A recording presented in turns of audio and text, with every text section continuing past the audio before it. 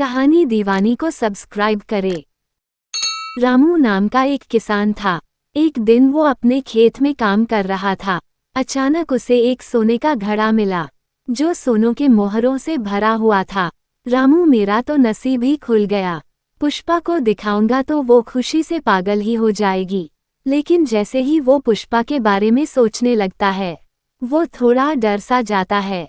रामू, नहीं, पुष्पा को इसके बारे में बताया तो वो पूरे गांव में ढिंढोरा पीटने लगेगी। उसके पेट में वैसे भी कोई बात कहाँ पचती है हुआ। ऐसा कहते ही उसे अपनी पत्नी दिखाई देती है। पुष्पा, हमारे खेत में सोने का हंडा मिला। हमारे खेत में सोने का हंडा मिला। रामू, अरे बाप रे, नहीं, ऐसा नहीं होना चाहिए। लेकिन मैं पुष्पा से इस बात को छुपाऊंगा कैसे? इतने बड़े घड़े को तो मैं अकेले उठा के नहीं ले जा सकता। कुछ तो उपाय सोचना पड़ेगा। रामू ने उस घड़े को फिर से मिट्टी से ढक दिया और उसी बात पर सोचते हुए वो घर पहुंचा। पुष्पा आज बड़े जल्दी घर लौट आए। रामू, मुझे जोरों की भूख लगी है, जल्दी से खाना परसो। पुष्पा ने खाना परोसा लेकिन रामू का ध्यान खाने में नहीं था। रामू, पुष्पा, मुझे भूख नहीं है, मैं जरा बाजार होके आता हूँ।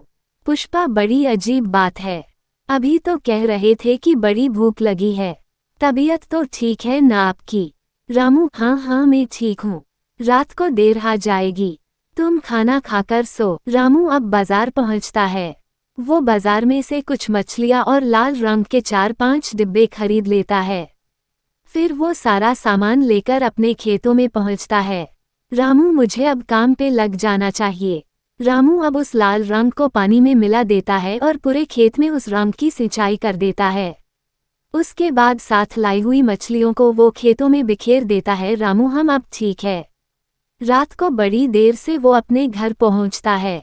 रामू, अरे ये तो सो गई। पुष्पा, उठो। पुष्पा, तुम्हें कुछ बताना है। अरे जल्दी यहाँ आओ। पुष्पा, ओ क्या हुआ? आपको आने में तो बड़ी देर हो गई। रामू, बात ही कुछ ऐसी है, मेरे साथ खेत में चलो।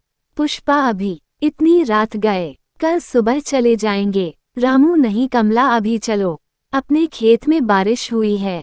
पुष्पा, ये कैसे हो सकता है? यहाँ पर तो कोई बारिश नहीं हुई, आकाश भी साफ है। रामू, अरे पगली, वही तो बात है, बारिश सिर्फ हमारे खेतों में हुई है, वो भी साधारण बारिश नहीं, मछलियों की बारिश। आसमान से ढेर सारी मछलियां अपने खेतों में बिखरी पड़ी है। पुष्पा, मछलियों की बारिश, आपकी तबीयत तो ठीक है ना? रामू, मैं बिल्कुल ठीक हूँ। पुष्पा, अब चलो मेरे साथ। हाथ में लालटेन लिए अब दोनों खेत पहुँचे। रामू, देखो कमला, ये कोई साधारण बारिश नहीं थी, आसमान से लाल रंग का पानी टपक रहा था। मैंने उस पानी को एक घड़े में भर कर रखा है। जब पुष्पा ने खेतों में बिखरी मछलियाँ देखी तो वो हैरान हो गई। खेतों में जगह जगह लाल रंग की बूंदें भी नजर आ रही थी। पुष्पा, अरे हाँ, यहाँ पर ढेर सारी मछलियाँ बिखरी पड़ी है, ये सब कैसे हुआ? रामू, ये तो कोई चमत्कार ही लगता है। हम इस पानी से भरे घड़े को घर लेके जाते हैं, लेकिन ये बड़े राज की बात है, तुम ये किसी को नहीं बताना। पुष्पा, मैं भला किसी को क्यों बताऊंगी? पुष्पा की मदद से रामू वो सोने का मोहरों से भरा घड़ा घर ले आता है। दूसरे दिन सुबह पुष्पा के उठने से पहले रामू ने वो घड़ा घर के आंगन में गाड़ के छुपा दिया। सुबह जब पुष्पा उठी वो रामू के पास आकर उस घड़े के बारे में पूछने लगी। पुष्पा जी, सुनते हो, वो घड़ा आपने कहाँ पर रखा है? रामू, घड़ा? कौन सा घड़ा? पुष्पा, वही जो रात को हम अपने खेतों से लेकर आए थे। पुष्पा की ये बात कुछ पड़ोसियों के कानों पे पड़ती है और वह पुष्पा के आसपास जमा होकर उसे उस घड़े के बारे में पूछने लगते हैं। रामू, अरे नहीं, ऐसी कोई बात नहीं है, इसने कल रात की सपना देखा होगा। पुष्पा, मुझे कोई सपना नहीं पड़ा था, आप झूठ क्यों बोल रहे हो? कल रात को हम खेत में से एक बड़ा सा घड़ा लेके आए। पड़ोसी, कल रात को? पुष्पा, हाँ, कल रात को। पता है, कल रात को हमारे खेत में बड़ी तेज बारिश हुई थी। पड़ोसी, लेकिन कल रात को तो यहाँ पर कोई बारिश नहीं हुई।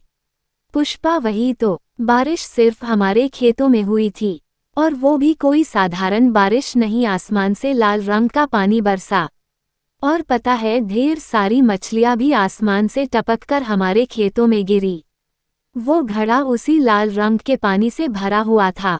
पुष्पा की ये बात सुनकर वह जमे सभी लोग हंसने लगे। पड़ोसी एस्टर है, मछलियों की बारिश ऐस भी कभी कुछ हो सकता है भला। ये जरूर रामू हो गई है बहन, तुमने जरूर कोई सपना देखा होगा। चलो भाई, खाली पीली अपना समय बर्बाद हुआ। मछलियों की बारिश पागल कही की। पुष्पा अरे रुको जरा सुनो तो, मैं सच कह रही हूँ, अरे रे सुनो तो। सच में मछलियों की बारिश हुई थी। अरे आप तो कुछ बोलिए ना। रामू मैंने तो पहले ही कहा था, तुमने कोई सपना देखा होगा। अब जाने भी दो पुष्पा, जल्दी से मुझे नाश्ता दे दो, खेतों में जाने में देरी हो रही है। पुष्पा हम क्या, सच में मैंने कोई सपना देखा है। हम अपनी पत्नी को पुटपुटा हुए अंदर जाता देख रामू मन ही मन मुस्कुराता है। राज की बात हमेशा राज ही रह